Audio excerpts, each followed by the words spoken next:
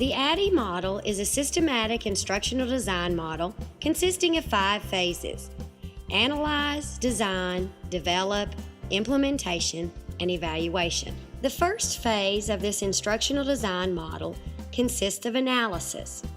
This phase is the most important. The designer identifies the learning problem, goals and objectives, the audience, the existing or background knowledge. In this phase, you also look at the learning environment and the delivery options, as well as a timeline.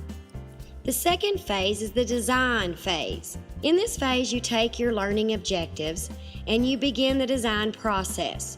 You look at the content and how you would like the content to be delivered within your instructional plan. It's here where you start planning detailed storyboards.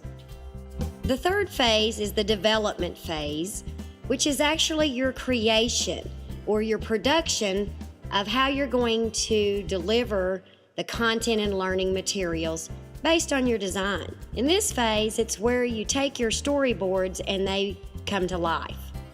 The fourth phase is the implementation phase. In this phase, you put your plan into action. You begin the procedure for training the learner. Materials are delivered or distributed to your learning group, and then the effectiveness of the training materials is evaluated. In the evaluation phase, the designer must pinpoint the effectiveness of the learning through collecting data along the way throughout this learning process. Formative assessments are set up along each phase of the ADDIE process to give the designer immediate feedback. Summative assessments evaluate whether the learning actually took place, and the results of these assessments let the designer know whether revisions need to take place. Your ADDIE model, tied with the learning management system, is how you're going to be able to have the most effective learning for your target audience. The LMS is the software application for documenting, tracking, and reporting your training program. Using the ADDIE model with an LMS